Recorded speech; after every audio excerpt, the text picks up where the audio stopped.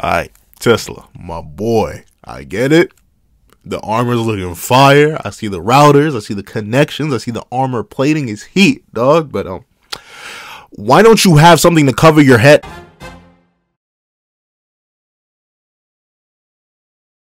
Thank you to our final patron, Sinners Lancelot, Praise the Sun, Strawbones, and Aaron.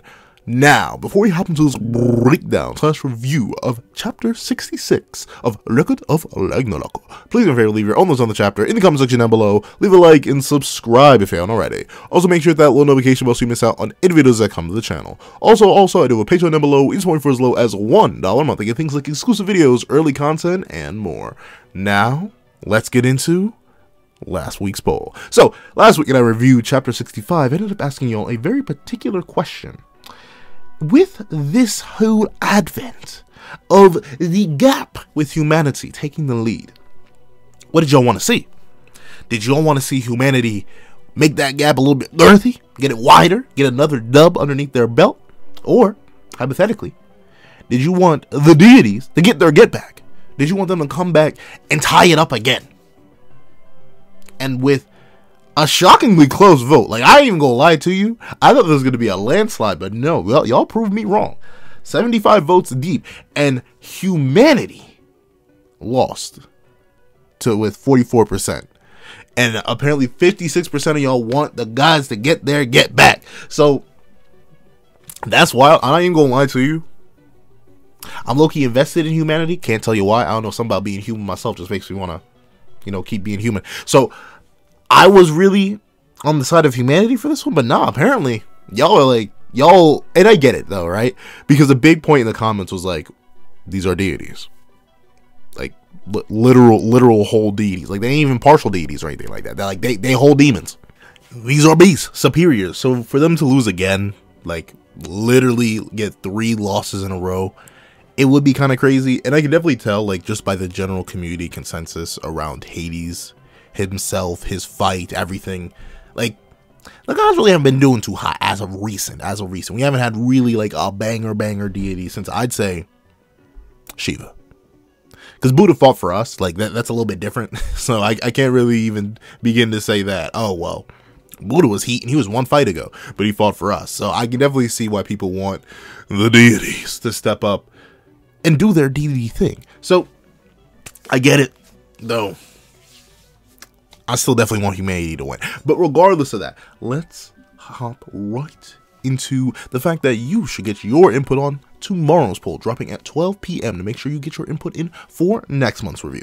Now, let's hop into Chapter 66. What's up, guys? I'm Pencil here, and here we are through Chapter 66 of Record of Ragnarok, which is known as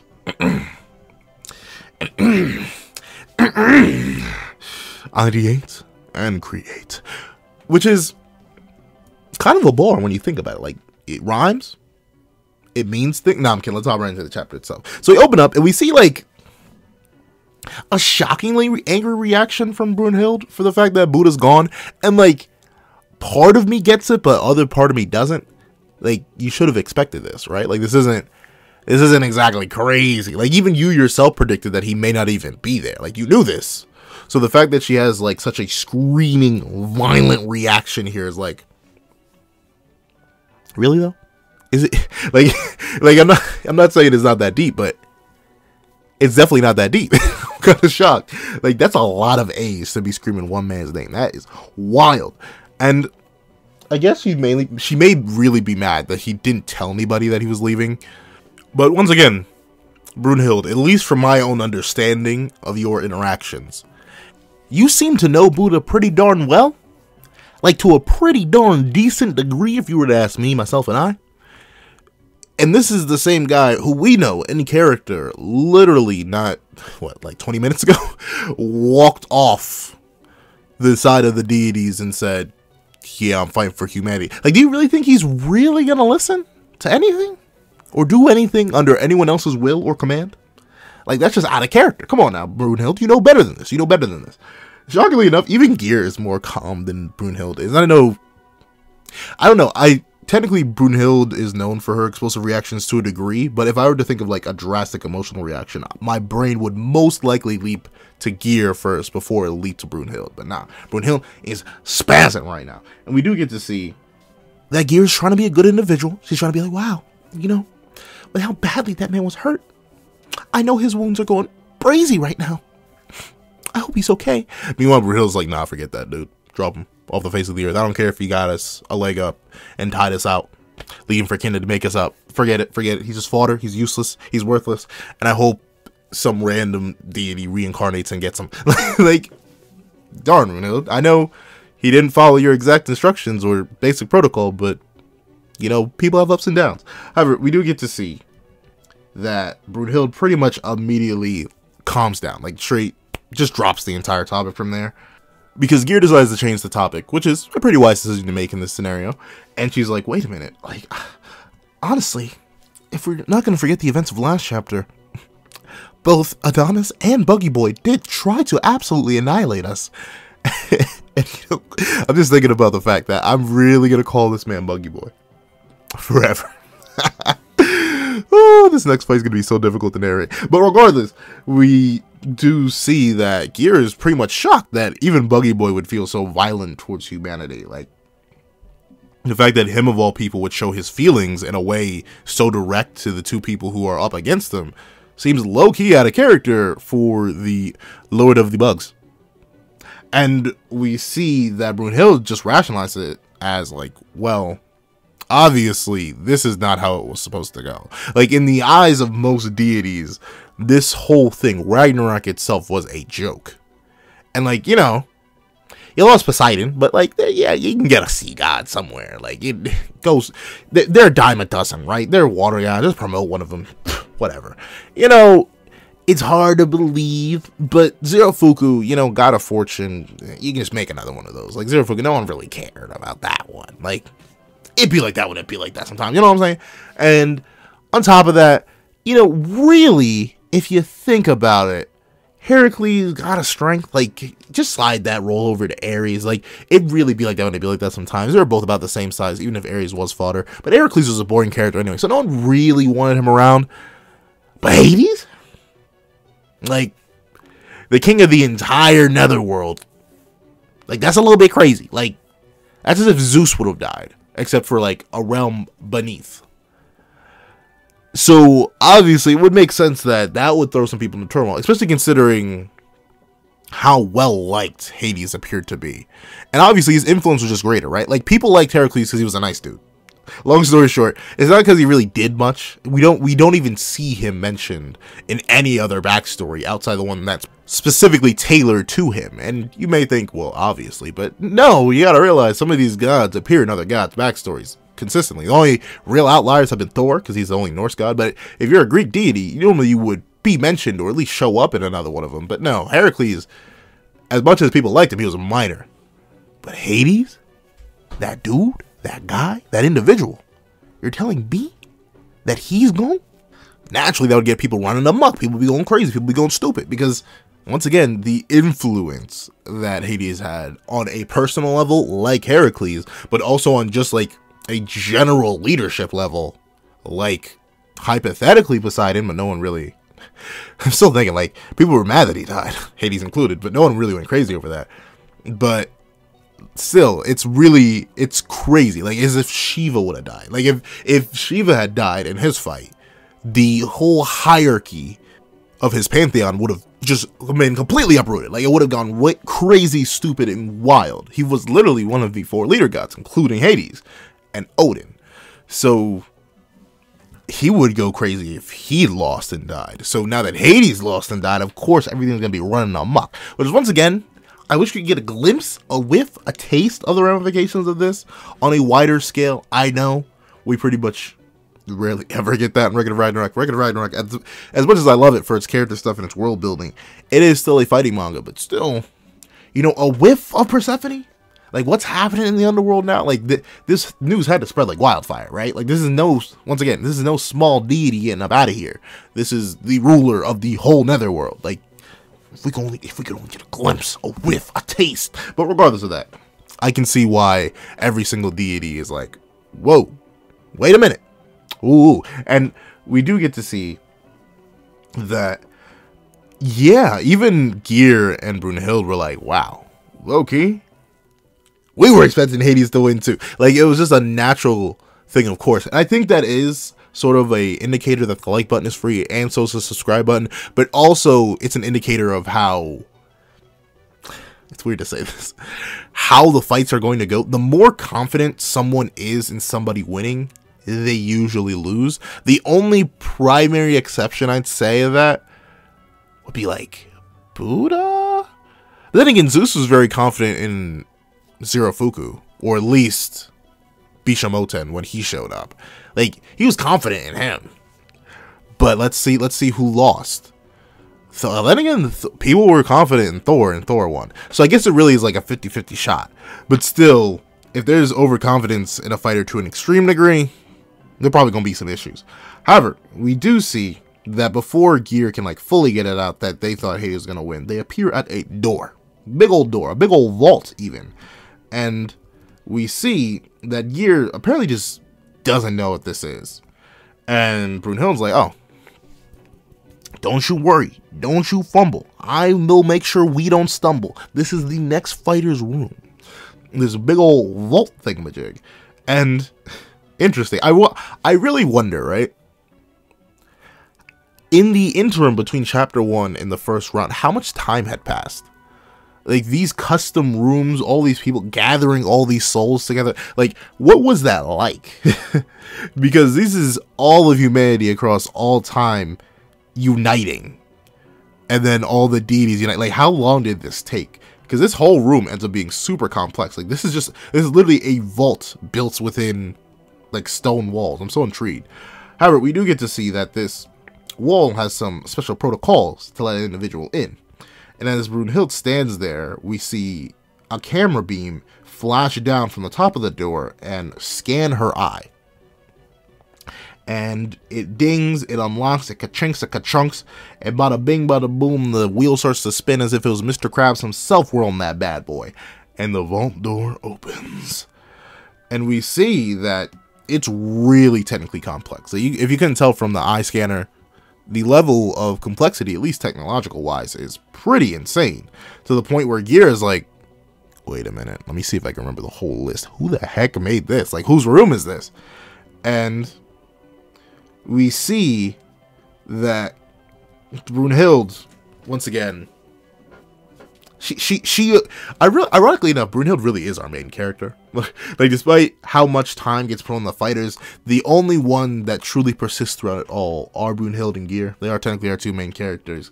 And Brunhild's main role in the narrative is to espouse exposition in her own chaotic, magical way. And we see that she whirls and twists with an abracadabra. Pokemon Sue something. But regardless, we see that according to Brunhild, the person they're gonna go get is the only human in all of history that's a sorcerer. And I'm very intrigued with what that means for the implications of later fighters. Like Nostradamus, is he just a regular dude that happens to be physically strong? Hold on, let me double check before I'm pretty sure he's in the tournament. Let me double check. Yeah, Nostradamus and Rasputin. Like, what are they? Are they just normal dudes that happen to be strong now? I don't know. It's weird that Brunhild gives the title of the only human in history that is a sorcerer. Not the peak of all sorcery or anything. The only human who is a sorcerer. That makes me more intrigued to see how people like Rasputin and Nostradamus are going to fight. I'm very intrigued to see that. And I'm going to wonder their Volunds. Because this I'd say, leaping ahead, this Volund is the most complicated Volund we have ever seen. Like, by a long shot. It is not even close how complicated this Volund is. However, with this being the case, Gear obviously asks, wait a minute, like, a sorcerer? Like the Magic Man? Like, what do we mean by that? And notably, we walk into the room and we see that while it's dark in multiple ways. Because multiple people are just dead on the floor. Like, some people got their booties in the air. Some people are laying sideways. Some people are laying on their backs. Like, obviously, whatever was happening here swept the room like a plague. And everyone's now dead. So it looks like there is no fighter. We're going to have to go on to the next guy and get a replacement. Maybe that's why Buddha got sick free. No, I'm kidding. But we do get to see that Hill's like, it's fine. Don't worry about it. They're all just knocked. Like, I mean, then again, I was going to critique them for just falling asleep on what seems to be a cold tile and or metal floor. But at the same time, I have slept in strange places and on strange surfaces. In strange positions. So I honestly can't even knock their hustle. However, we do get to see that all of these individuals, they seem wise with their fancy hair, their fancy outfits, and their deep snores. And we get a look at the entire scope. And this is barely a waiting room. It's much like a gigantic circling chalkboard. Like, there's so much stuff written on the walls. And honestly, I can't read any of it, so I wonder if it's literally just gibberish. Like, sometimes when I think of mangaka and their assistants doing backgrounds, I'm like, what do you even think to put there? Like, really? Like, what? How do you draw that? Especially if you're doing writing. Like, do you actually, like, look up writing and write it out, or do you just really just scribble and hope no one looks too hard? And as a person who usually looks too hard, yeah, I ain't gonna look too hard on this. It's just crazy. However, with this questioning, obviously Gear is led to wonder who's leading all this, whose room is this, because there's obviously multiple people up in here, and unless it's some shady unified fighting group, like, this doesn't make any sense. However, we cut to a man who's currently writing out an equation, currently sketching with chalk on a blackboard, and notably he's sitting high up on what seems to be like a steam-powered ladder? I'm not exactly sure. Like, maybe it's just to move on its own or something like that. But it's so weird. And, like, looking at the formulas here, I think those are Greek letters. And that's why I cannot understand. I recognize the division sign and the number 1. That's all I got. But with that being the case, the room is just filled with this chalk sound. The man is just going and going and going. Everyone else is passed out. But this man stands alone above them all, working. And I think that's a good reason to put him on the ladder. Like, notably, they could have had him just, like, on the ground writing. But no, it's a poignant reason why he's up in the air. Because he's supposed to be that level above everyone else here, which qualifies him as the fighter in comparison to the rest of the people in the room. And I think that is a nice, subtle detail of visual storytelling. There are little things. Once again, love Record of Ragnarok for the little things it throws in there. And that's one of them right there. I love the symbolism. And honestly, this man's base design, even from what little we see of it, I really, really like. I don't know. It's very... It's weird. It's weird. It's weird to describe it. However, I'll get into his fit before he gets replaced in a little bit. We do get to see that this man is muttering to himself as he's scrolling out all these equations and likely figuring out something within his own head. He's describing all of this, the works of physics and majesty, beautiful. He's like, this is amazing. It's the most beautiful thing in the world. And you can tell this man is just captured by what he's doing. He's truly invested in his work to the point that he didn't even hear the massive steam door open. And he didn't even hear the people walking up. He probably doesn't even care about all the people knocked out and snoring. He's just different. He's just that guy. And we find out that this man is the same as ever. Nikola Tesla of the Austrian Empire. And notably, I like the whole idea that there are still some organic creatures in here. Oh wait, I lied. That's not an organic creature. There are inorganic creatures in here. The birds that are flying around seem to be... That's the thing though. I see the metal bird for one, but those look like 2 real birds on the bottom. But... Nikola Tesla. And notably, I'm not gonna lie, when I saw him on the list at first, I was excited mainly just to see what they did with him, but I'm also scared. And do I talk about it now? I think I'll talk about it now, so just to make sure I don't forget to mention it later. I hope they don't make him take an L again. Like, if you hear any of the story of Nikola Tesla, one of the very people in this room dealt him a massive L. And who knows, that's literally just my cultural osmosis of it, / what little I learned in school about the man. I may be wrong, there may be some deeper story to it, but long story short, Tesla was robbed in real life. So I wonder if he's going to get robbed of his life in this context. But it's very interesting because of the person he's against. And I'll go into that. I'll either go into that matchup at the end of this video, or if the video's too long, I may make my own entire video on it. But we'll see. And it's very, I don't know, this is strange. Even Gear knows who Tesla is. Like, she's like, Tesla? The Tesla? The car? The company? Nah. But, I don't know. Like, Gear, I mean, I suppose she's been knowledgeable on some of the fighters, but it's strange how the name Tesla rings a bell, but she doesn't know his appearance. Interesting. I don't know. Very, very interesting. I really wonder the context of knowledge within her head. Like, what does she know and not know? Because what she should know is that the like button is free and so is the subscribe button. So, greatly appreciate if you hit both of those. They help out the channel a lot and doesn't do you much harm. But, if any harm at all, really. However, we do get to see that Brunhild goes on to explain that he is the genius scientist who has invented... I can't even read it right. He is both the genius scientist who invented technologies that are taken for granted even in the current day, such as alternating current generators, radio equipment, and fluorescent lighting, and the man who was called the ultimate mad scientist of his time, a profoundly mysterious character.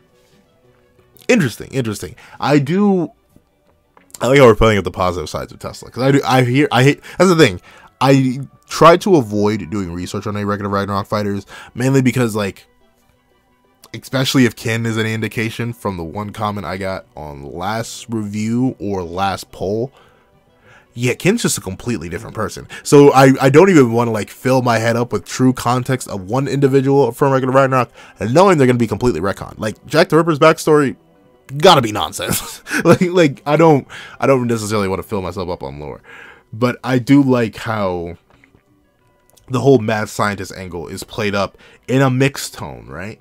Like, obviously he has his points where he's downplayed, like all the common inventions he created, but also the insanity of the mad doctor is still being played up. The mad scientist. I appreciate that. It goes to show how well he's going to match up against his opponent, or at least the way his opponent has been established so far within the narrative. Which is why I think his opponent was introduced early, because if you were to ask me about what little colloquial knowledge I knew about his opponent before I read Ragnarok, I would not have gotten the impression we've gotten so far at all. So, I'm intrigued. I'm very intrigued to see it. And we see that Brunhild essentially calls him the greatest sorcerer of all mankind. The only sorcerer is because humanity deemed that Nikola Tesla's work was so crazy, it was practically magic. I'm not exactly sure I feel about that. I mean, like, what would you call the eyes of the Lord? Like, seriously. I don't even know what you would call... Like, that has to be magic, right? Like, that's not normal. Like, it's weird to say normal. And I get it. Like, I appreciate the eyes of the Lord because they are sort of a reflection of humanity themselves. Haha, I know they're called divine reflection in the true translation, but I will always call them the eyes of the Lord. But the thing about that and why you could hypothetically say, oh, it's just normal, is because, like, technically every human has the eyes of the Lord. We see things in reality and then we replicate them to the best of our ability. The only reason we can't, like, do it to the same degree Adam did is because less and less purity over time, blah, blah, blah. But, like, Adam could literally shapeshift. Like, this was a thing that he could do. Like, he made claws. So,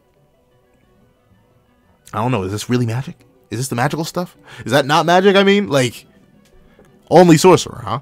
But I guess it makes sense, you know, when your abilities are so beyond the comprehension of your main group, and magic isn't necessarily a common thing, like, amongst the gods, we know, it's all magic. But with that being the case, I guess it would be apt to call him the only sorcerer if only his work is praised as magic. However, interestingly enough, we see that Tesla, upon hearing the words magic, that is what snaps him out of his daze. Magic. No, non, nem, nine. I despise that word. What I use is no magic. And I do like that, right? Because, in a way, by calling his work mysticism, you are insulting him. Because it feels like, at least in his mind, you're devaluing the scientific work he's put into it. Like, he's approached this entirely from a scientific angle, and to simply classify it as something else, it sort of takes the value away from all the hard work he's done.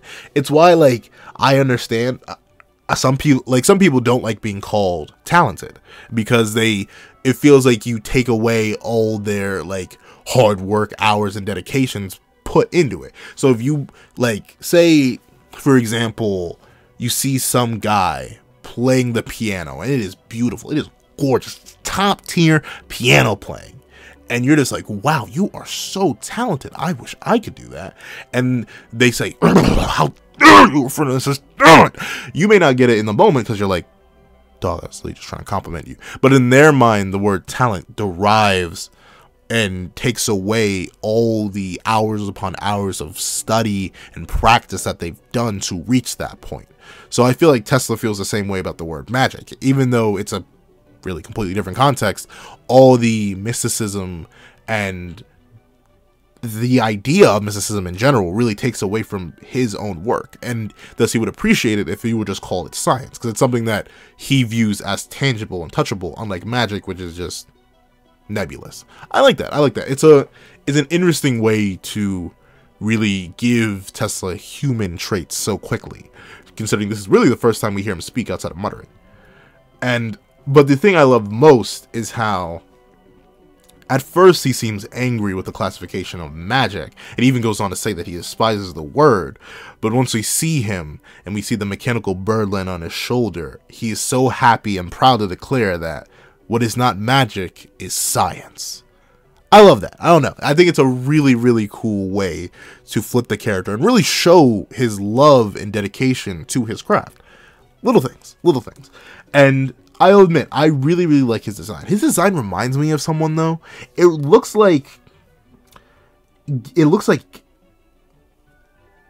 Hades' design and Poseidon's design. Remember Poseidon in, like, not his battle outfit, but like his old regal outfit? I think it was in the Heracles flashback where they showed him like hundreds of years ago, back when Heracles was like first running about and the gods were considering destroying humanity, and just Hades' outfit before he took it off. It very much reminds me of that, and I wonder if that's just like a common design detail or if there's some purpose to that. Like, in a way, he is the this is gonna sound so stupid, but in a way, Tesla, especially considering how he's being built up here, the only sorcerer across all mankind, he's so great at science, people call it magic. Like, would he be, in a sense, the human god of magic? Or not the human god of magic, the human god of science? And that's why his outfit almost mimics the outfits of previous deities. Because notably, I can't think of any previous human fighter whose outfits have really, like, aligned with the deities. Like, Lubu's outfit didn't really match up. You could say, like, maybe the shirtless thing matched up with Thor going shirtless, but I don't think so. I wouldn't say Sasuke's matched up with any deity. I wouldn't say Adam's. Adam didn't even have clothes. He had to leave.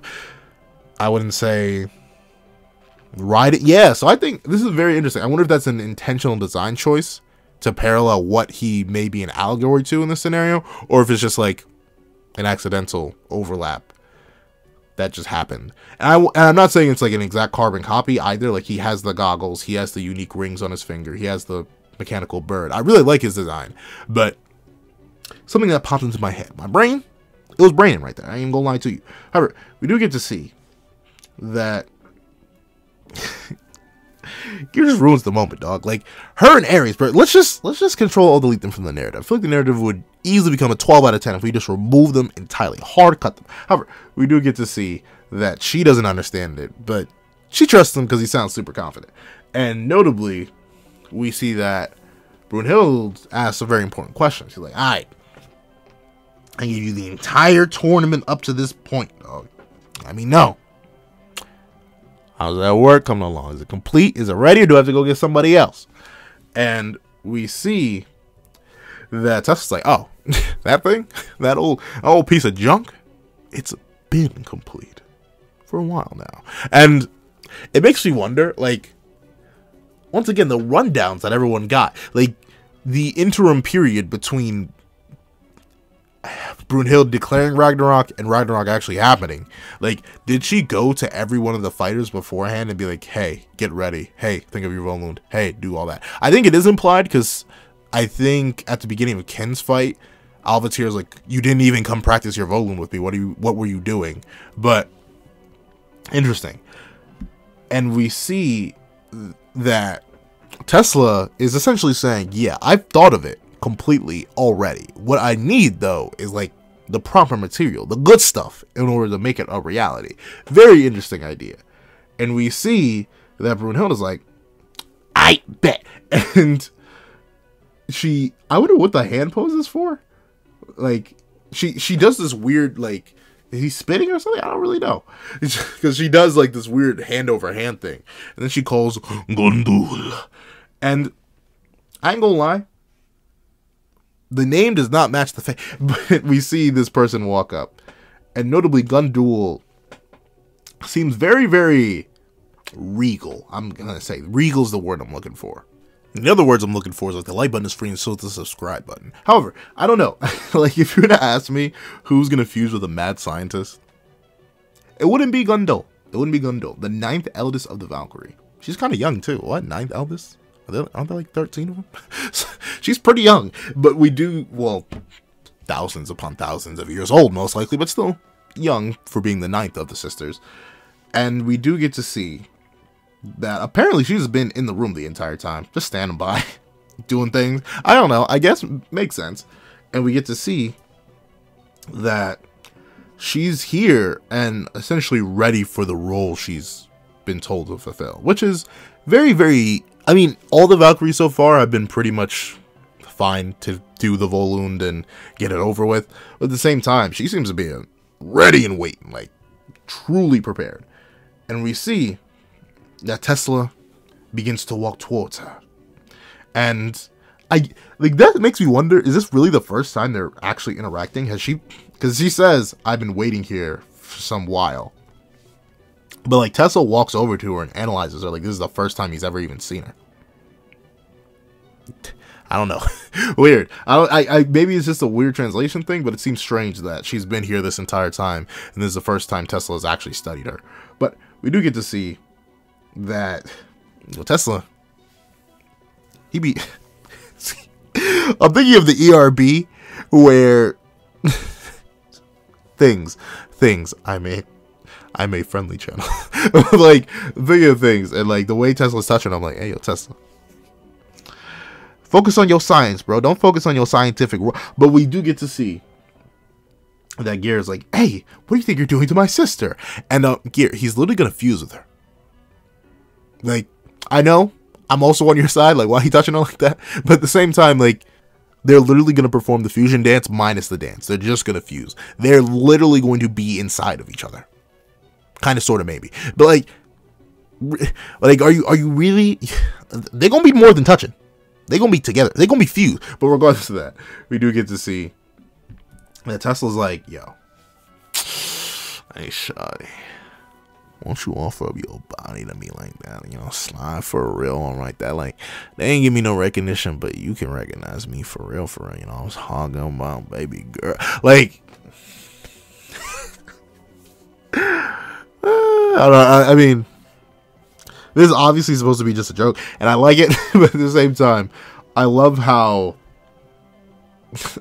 serious Tesla is about it. Like, in the moment, you can tell there's none of the innuendo that would really be applied normally with that line. Like, I dare anyone who watches this video to go up to any person you are remotely interested in, or just any individual, and be like, will you offer up your body to me? And see what reaction you get. But while you may not be able to say it with a straight face, Tesla does it in complete earnest. Once again, true man of science, true man of culture, if you will. Doesn't even care about the context of those phrases. And we do get to see that Gear is like, you know, we have a battle coming up. We can't really sit by and let y'all two. But we do get to see that, once again, Gondul just plays absolutely straight. She's like, certainly, Dr. Tesla. And Gear is like, nothing for the kids. And technically, Gear should be a kid. She is the youngest of the sisters, I do believe. But at the same time, thousands upon thousands of years old. So we'll see. However, we see Gondul's into it. She's like, I would gladly offer my body up to you. And like, give this, I don't know. Like, now that I think about it, I'm not sure. Kids are a lot more advanced than they were. back in my day. I always feel like I make myself sound old. I guess I am. So like, back in my day, you wouldn't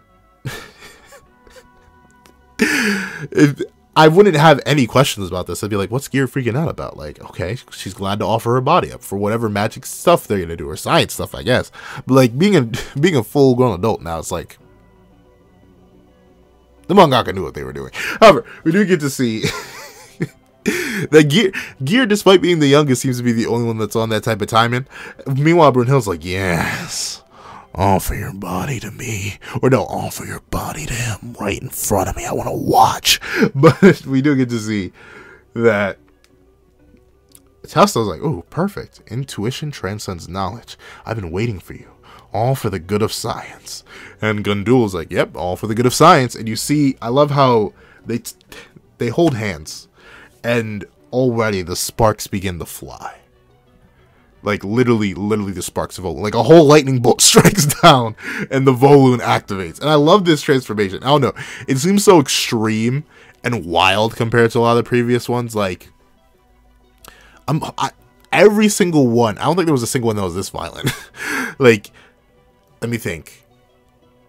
Kin just picked up Alvatir, and she burst with light. Buddha didn't have one. Raiden gave her a hug, and then, like, they fused. Like, I don't know. There was just, like, there were flashes of light, but the fusion was much calmer. Meanwhile, this fusion between these two seemingly pretty calm and normal beings is a gigantic lightning bolt. We gotta love the contrast. However, we do get to see that Gear is like, golly gee willikers, they're so earthy, and she gets blown back. And meanwhile, Brunhild just stands there perfectly calm, and she goes on to explain, oh, Gundul, the power that dwells within her is magic wielder. So shouldn't Tesla not like that? I mean, once again, this could be the hypothetical fusion of both sides, the science of man and the magic of the gods, which is why Tesla's like, yeah, I bet, let's do it. So it makes sense. Very interesting how the magic wielder goes with the man of science. I wonder if, well, then again, opposites attract, so maybe it'll work out in the end. And we do get to see that the sparks just radiate throughout the entire area as these two undergo the fusion process. And within the fusion process, they seem to speak to each other for a moment. Like, at least Tesla's mouth is open. So I wonder if that's going to come back and mean anything, or it's just his mouth being open. And they spark and fuse.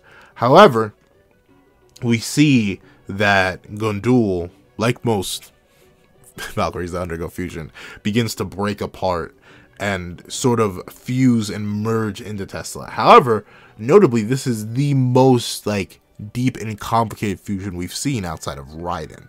Like, the energy of Gundul flows all around him, circulates his entire body, and then, like, straps locks on, and then one final burst of energy we see as the smoke clears.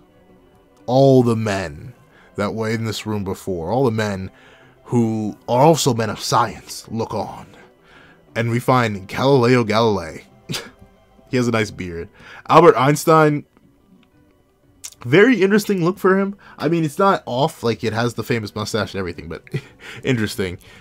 We see Marie Curie, oh, all the people of science, my apologies, and Isaac Newton. And with Alfred Nobel being the second to last one, who says, man, you really gotta hand it to him. And the person who's in history apparently robbed Tesla of everything, Thomas Edison, being like, he's the real deal. He's just that guy. Super complicated thing he has. His hair is super weird. But we see a bona fide genius is what Tesla truly is. And through the smoke, we see him step forth. Ideate and create. What others call the gods, I call the laws of physics. Super automaton. And, like, something about these designs just make the heads look way too small. I'm not gonna lie, like, hold on, let me get the ruler, dog. Let me get the ruler. I've gotten out the ruler. So, I don't know, like, typically the rule, I think, is 6 to 7 heads per body. I thought you could at least fit 10 Tesla heads within that body. But who knows, maybe he really is like a full-on mech suit, and he, like, maybe his feet only really reach the knees and his hands aren't really where the fists are. Overall, it is a I'm gonna hate drawing it. Like that's the weird thing, right? Like I'm gonna draw. I know what I'm going to draw for this chapter, but looking at this nightmare of a design, like not like how I don't even blame the Record of Ragnarok anime for not being able to compete. Like I can't even, like, if I were to give Record of Ragnarok to Demon Slayer, like the people who do Demon Slayer, and be like, do this, figure it out. Like this is not an animation-friendly design. This isn't even an artist-friendly design. Like, how do you design this and then expect to go from there? Like, it is... I think it took, like, one complaint with Kin and launched it through the moon. Like, the fact that the like button is free and so is the subscribe button is crazy, but also the fact that this thing is so over-designed is wild. Like, I thought Kin, initially, with his, like, Spalders was crazy over-designed, but, like, golly gee willikers, like the floating things, the knee armor, like everything. I can't imagine telling someone to animate this. Like, I know, and I don't even animate, that's the wild thing, but I know the people who are working on Record of Ragnarok Season 3, because if they're going to do 3 fights per season, I think we're going to only get up to Buddha. Then we're going to end up in Season 3 getting this fight. But, like, how do you go to the animation studio and say, here, animate this? Big model sheets for this. Do it. Like, I get it. It may just be a Gundam issue. But even then, Gundams are super crazy. Like, I can't believe people animate those. But, like, looking at this, the design is wild. I'm not saying it's a bad design. I'm just saying it's a bit over-designed. Like, a much sleeker design may have been available. You don't need all the lines and extra crazy stuff. But hopefully this over-designed part means that everything on here has a purpose. Everything here will be utilized in the battle against his opponent.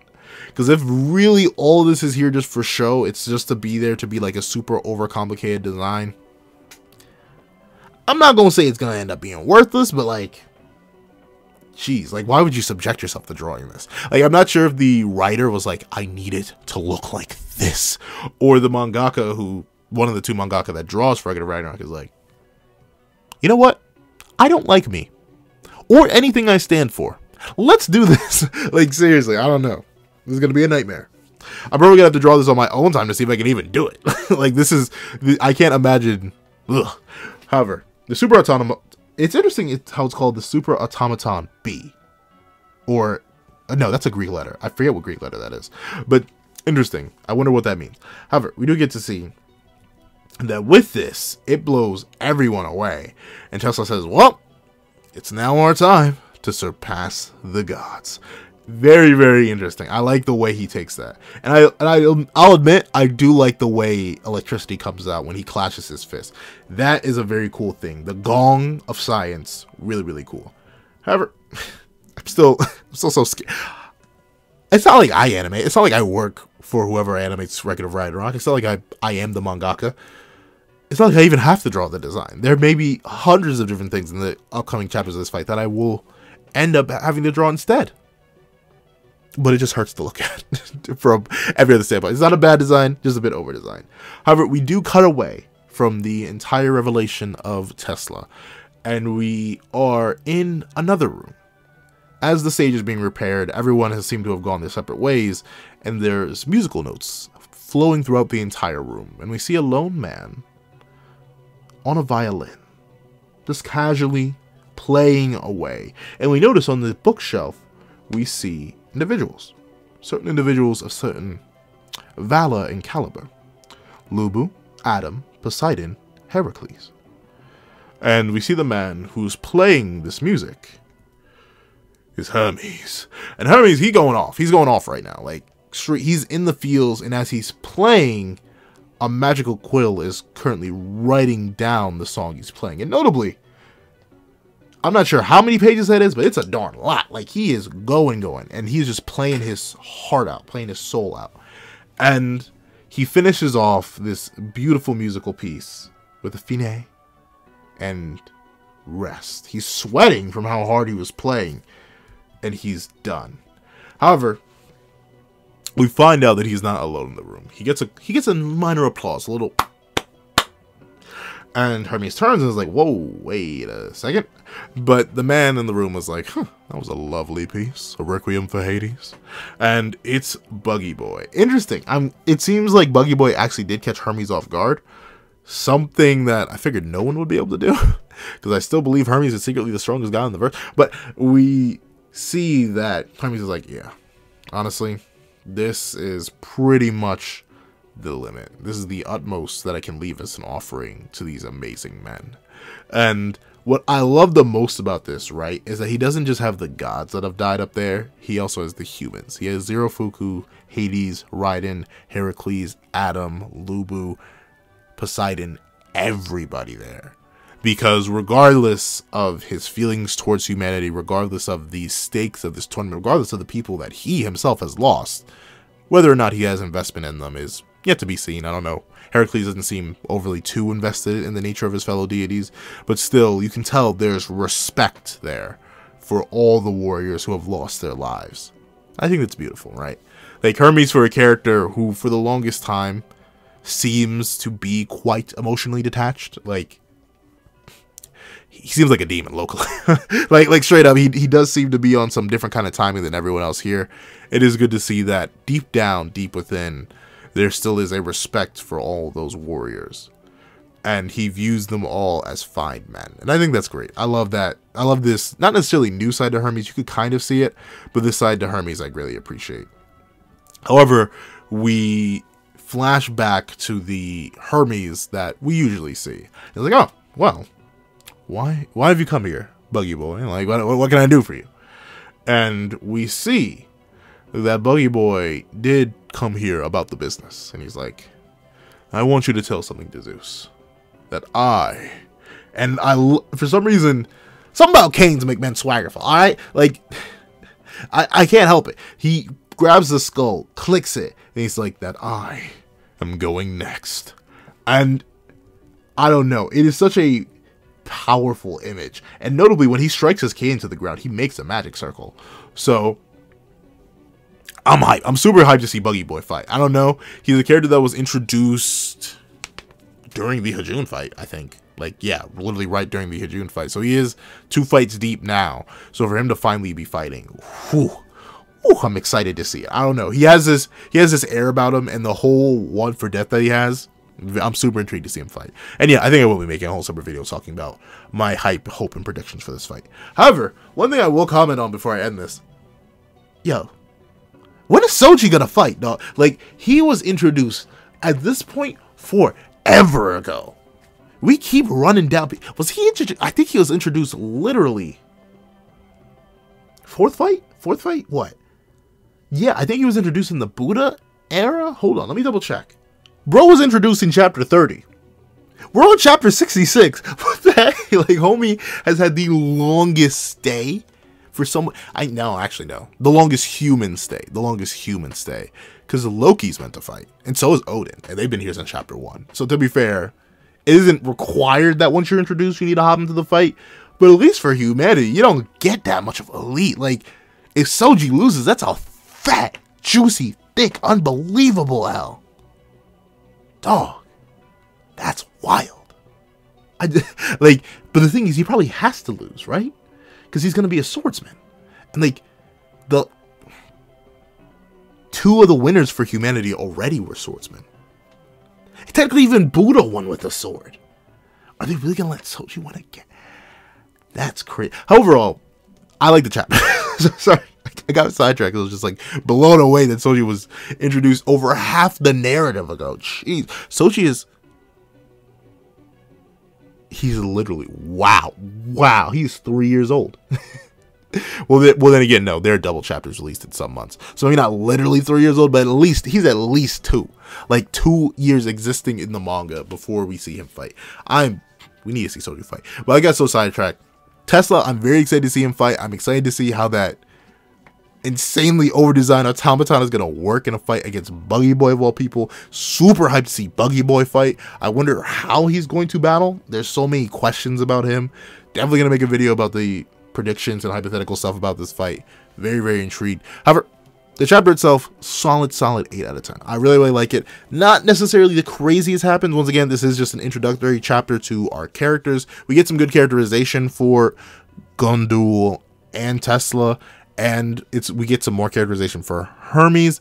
But other than that, the chapter doesn't do anything that crazy, so it's a solid 8 out of 10. However, those are my thoughts. Please leave me your thoughts in the comment section down below. Thank you so much for watching. Remember to like, share, comment, and subscribe. Make sure that little notification bell so you miss out on any videos that come to the channel. Also, I do a Patreon down below. You can support for as little as $1 a month to get things like exclusive videos, early content, and more.